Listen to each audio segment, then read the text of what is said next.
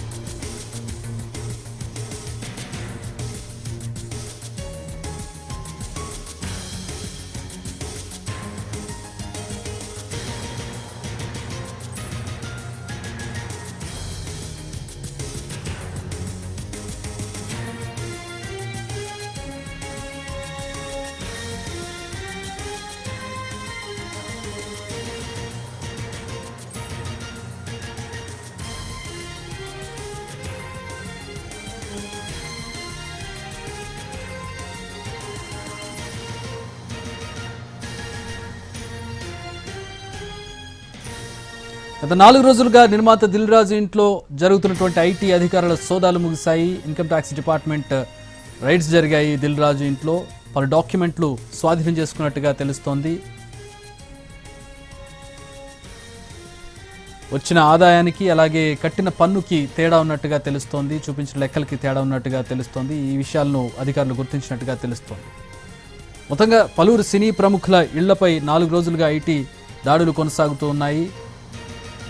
ప్రధానంగా దిల్ రాజు, ప్రొడ్యూసర్ దిల్ రాజు ఇంట్లో ఈ సోదాలు 4 రోజులుగా కొనసాగినటువంటి విషయం తెలిసిందే. ఐటీ అధికారులు పలు డాక్యుమెంట్లు స్వాధీనం చేసుకున్నట్టుగా తెలుస్తోంది.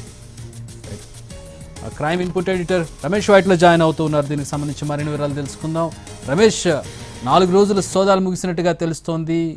అందుతున్న సమాచారం ఏంటి? ఎట్లాంటి డాక్యుమెంట్లు స్వాధీనం చేసుకున్నారు? ఏమైనా గుర్తించారా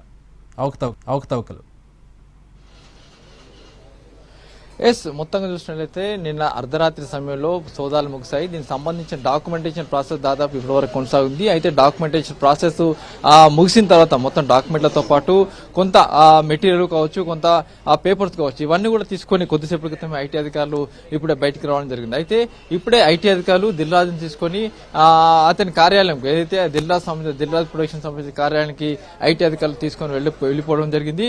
అయితే ఇక్కడ చూసినట్లయితే దాదాపు 3.5 రోజుల పాటు దిల్ రాజుతో పాటుగా మొత్తం 16 చోట్ల అటు ఐటీ అధికారులు సోదాలు చేస్తారు. అయితే 55 టీములతో కలిపి అటు ఇతర రాష్ట్రం వచ్చిన 55 టీములతో కలిపి ఐటీ అధికారులు ఈ సోదాలు చేయడం జరిగింది. అయితే ఈ సోదాలకు సంబంధించి ప్రముఖులు అంటే సినీ ఇండస్ట్రీకి సంబంధించి మొత్తం ప్రముఖులకు సంబంధించిన ఇళ్లలో ఈ సోదాలు చేస్తారు. అయితే దీనికి సంబంధించి ఇప్పటికీ దిల్ రాజుతో పాటుగా అటు మిగతా ఒక పుష్ప సినిమా సంబంధించి నిర్మించిన ప్రొడ్యూసర్లు కావచ్చు, పుష్ప సినిమా దర్శకుడు అయిన సుకుమార్ ఇంటి కావచ్చు, లేకుంటే మరికొంతమంది నిర్మాతలు, మొత్తంగా 4 నిర్మాతలతో పాటు ఒక డైరెక్టర్ ఇళ్లలో మొత్తంగా 16 చోట్ల ఈ సోదాలు కూడా చేయడం జరిగింది. అయితే సోదాలకు సంబంధించి చూసినట్లయితే పెద్ద ఎత్తున సంక్రాంతి సంబంధించి పెద్ద ఎత్తున విడుదలైన సినిమాలకు సంబంధించి భారీ బడ్జెట్ తో విడుదలైన సినిమాలకు సంబంధించి ఆ సినిమాలకు సంబంధించి లాభాలు కావచ్చు, తర్వాత ఆ సినిమాలకు సంబంధించి షేర్లు కావచ్చు, వీటి మీద ప్రధానంగా దృష్టి పెట్టడం జరిగింది. దాంతో పాటుగా పుష్ప 2 సంబంధించి పెద్ద ఎత్తున ఆ సినిమా విడుదలైంది, పెద్ద ఎత్తున కలెక్షన్ వచ్చింది. అయితే దాంట్లో పెద్ద ఎత్తున సుకుమార్ తో పాటు ఆ ప్రొడ్యూసర్స్ కూడా పెద్ద ఎత్తున లాభాలు రావడం జరిగింది. అయితే ఆ లాభాలు వచ్చిన నేపథ్యంలో దానికి సంబంధించిన షేర్లు ఏ విధంగా ఉన్నాయి, ఎలా ఉన్నాయి, ఆ షేర్ల పంపిణీ వ్యవహారం ఏంటి అనే విషయం కూడా పూర్తిగా తెలియడం జరిగింది. అయితే ట్యాక్స్ చెల్లింపులో అంటే ముందస్తు ట్యాక్స్ చెల్లింపుతో తేడా కావచ్చు, లేకుంటే పెద్ద ఎత్తున లాభాలు వచ్చినప్పుడు కూడా అటు ఐటీ డిపార్ట్మెంట్ ట్యాక్స్ చెల్లించకుండా పూర్తిగా ఎగ్గొట్టారన్న ప్రధాన ఆరోపణల మేరకు ఐటీ అధికారులు 3.5 రోజుల పాటు మొత్తంగా ఇండస్ట్రీ సంబంధించి ప్రముఖుల మీద సోదాలు నిర్వహించారు. అయితే దిల్ రాజుతో పాటు దిల్ రాజు సోదరుడు, తర్వాత వాళ్ళ కుమార్తో పాటు ప్రొడక్షన్ ఆఫీసు, తర్వాత ఇతర అతని రియల్ ఎస్టేట్ సంస్థలు, మొత్తంగా దిల్ రాజు సంబంధించి 6 సంవత్సరాలు చేస్తే మిగతా సంబంధించి చూసినట్లయితే అటు ప్రముఖ నిర్మాణ సంస్థలైన మ్యాంగో కావచ్చు, లేకుంటే ప్రముఖ పుష్ప 2 నిర్మించిన నిర్మాతలు కావచ్చు, ప్రొడ్యూసర్ కావచ్చు, డైరెక్టర్ కావచ్చు, వీళ్ళ ఇళ్లు కూడా సోదాలు చేయడం జరిగింది. కొంతమంది ఫైనాన్స్ ఇళ్లను కూడా ఈ సోదాలు కూడా చేయడం జరిగింది. మొత్తంగా 3.5 రోజుల పాటు జరిపిన ఈ సోదాల్లో పూర్తిగా కీలక సమాచారం సేకరించారు. ట్యాక్స్ ఎవరు ఎవరెవరు ఎగ్గొట్టారు, ట్యాక్స్ చెల్లింపులు ఎవరెవరు తేడా చేస్తారు, ట్యాక్స్ చెల్లింపు సంబంధించి ఎవరు ఎగ్గొట్టే ప్రయత్నం చేస్తారు, వచ్చిన లాభాలకు సంబంధించి సరైన రీతిలో ట్యాక్స్ చెల్లించాలి లేదా అన్న విషయం కూడా అధికారులు ఈ 3 రోజుల పాటు జరిపిన విచారణలో మొత్తంగా తెలుసుకుంది. అదే దీనికి సంబంధించి కొంత కీలక డాక్యుమెంట్లు తీసుకున్నారు. ఇప్పుడే దిల్రాజు తీసుకున్న ఐటీ అధికారులు అతని ఆఫీస్ కి వెళ్లిపోవడం జరిగింది. ప్రస్తుతానికి ఐటీ అధికారులు దిల్రాజు ఆఫీస్ లో అతని సమక్షంలో ఉన్న లాకర్ ని ఓపెన్ చేసి విచారణ చేయబోతున్నారు.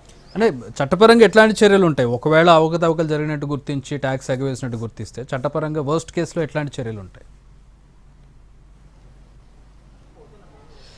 దీనికి సంబంధించి చర్యలు అనేవి ఉండవు. కానీ ట్యాక్స్ చెల్లింపులో తేడాలు ఉన్నప్పటికీ ట్యాక్స్ చెల్లింపు వేరియేషన్ సంబంధించి కూడా ఫైన్ వేసి ఆ మేరకు డబ్బులు వసూలు చేస్తారు. అంతే ఫైన్ మాత్రం వేరే చర్యలు అంటూ ఏముండే, కేవలం ట్యాక్స్ సంబంధించి తేడాలు సంబంధించి ట్యాక్స్ చెల్లింపు అంటే ట్యాక్స్ చెల్లించకుండా ఎగ్గొట్టారని ఆరోపణలు ఉంటే ఆ ఆరోపణల మేరకు ఎంత ఎగ్గొట్టారు, వీళ్ళు వచ్చిన లాభం ఎంత, ఆ లాభాన్ని ఎగ్గొట్టే విధంగా ఏ విధంగా ప్రయత్నాలు చేస్తారు, ఈ లాభాలకు సంబంధించి సరైన ట్యాక్స్ చెల్లించారా లేదా, చెల్లించకపోతే దానికి సంబంధించిన ఫైన్ వేసి ఆ మేరకు డబ్బులు తీసుకుంటారు. All right thanks for the updates Ramesh.